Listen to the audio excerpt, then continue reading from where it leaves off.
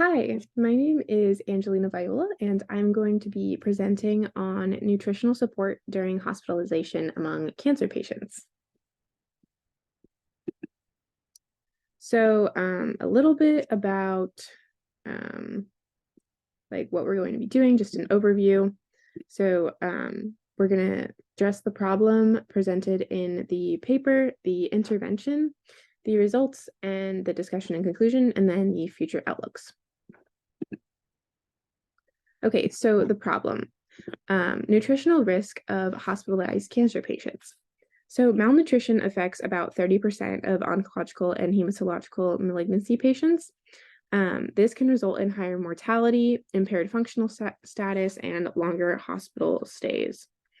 So, this clinical presentation of malnutrition in patients with cancer can result in a loss of appetite, weight gain, a loss of muscle mass with sarcopenia, and severe tumor. Forgive me, I might butcher how I say this, but cachexia. I practiced so long trying to say that. Sorry. Which is the wasting of skeletal muscle without the loss of fat. And the reasons for risk might be tumor-derived cytokine release, which can cause a loss of appetite and anorexia. The side effects of cancer treatments can also decrease appetite. Fasting, excessive fasting for diagnostic studies can be a reason for risk, and suboptimal nutritional management as well. So the goals of our study in this paper is to investigate the effect of nutritional support during the hospital stay versus the usual care hospital food on mortality and other clinical outcomes. So to do this, our study compares an individualized nutritional support intervention group versus a standard hospital food control group. And they do this regarding a mortality at 30-day primary endpoint and other clinical outcomes that we'll talk about in a little bit. So the intervention, all participating centers had an active malnutrition screening in place. The way this works is the score is a very well-established tool to assess malnutrition risk based on the patient's nutritional status and disease severity. So the total score ranges from 0 to 7 points, and a score of 3 or higher indicates increased nutritional risk. So patients that were used in this study had a score of 3 or higher, an expected length of hospital stay greater than 4 days, and had a main admission reason to the hospital for the diagnosis of cancer. So there were 506 patients chosen for this study that were assigned into 2 equal groups, the intervention group and the control group. The intervention group had specific nutritional support, while the control group, like I said, had no nutritional support. So regarding the nutritional support group, they received support by a registered dietitian to reach protein and energy goals. The energy requirements were predicted using the Harrison-Benedict equation, which is shown below for women here and for men here. You guys should remember this. We did this in our case study. Anyway, so this should look pretty familiar. And then the control patients, as I said before, received just standard hospital food on their ability and desire to eat, with no nutritional consultation and no recommendation for additional nutritional support. So obviously different patients have different needs, and they have different goals depending on their disease, the severity of their disease, and like the type of cancer and such. So for higher protein breakdown during acute disease, daily protein intake was 1.2 to 1.4 grams per kilograms body weight. And then for lower protein breakdown for patients with renal failure, the daily protein intake was set at 0.8 grams to kilograms of body weight.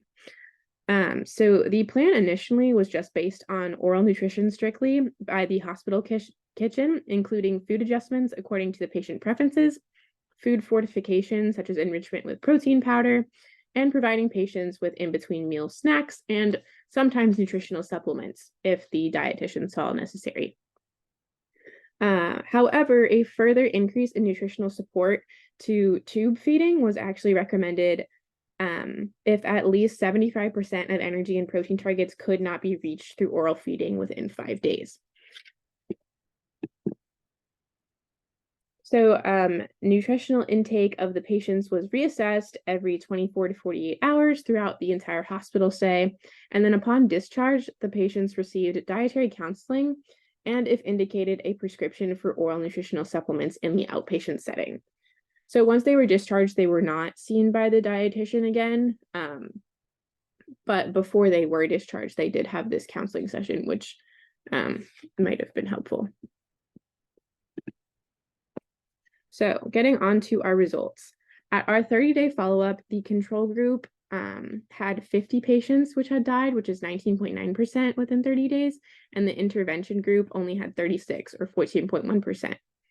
At the 6-month follow-up, the control group had 128 deaths or 52.7%, and the intervention group only had 115 deaths or 47.3%. Further, compared to the intervention group, there was a higher risk in the control group for functional decline in activities of daily living. Patients that received nutritional support showed significant improvements in quality of life. There were no significant differences found in the secondary outcomes, including length of stay and non-elective hospital readmission. So to our discussion, the findings of this study are twofold. First is that nutritional risk is strongly associated with the mortality at 6 months, which was independent of other indicators and cancer activity. And second, compared to the control group of the patients receiving standard hospital food without nutritional support, the use of individualized nutritional support to reach certain nutrition goals resulted in a significant improvement in mortality and other functional outcomes in the short term. These effects were consistent among many different types of cancers and other predefined subgroups. So it's worthy to note that this study does not just provide evidence for the effect of one single nutritional component. Say, like, if you eat this one thing, it's going to prevent you from getting cancer, prevent you from dying if you have cancer in the hospital. But it rather suggests that the overall strategy of providing nutritional support to reach different goals for specific illnesses is beneficial. So specifically, it was found that there were significant improvements in function and quality of life, which is a major concern for patients with cancer.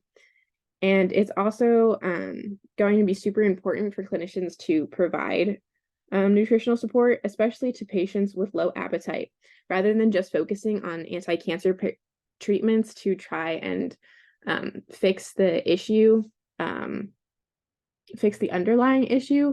We should also be focusing on the nutrition of the patients in order to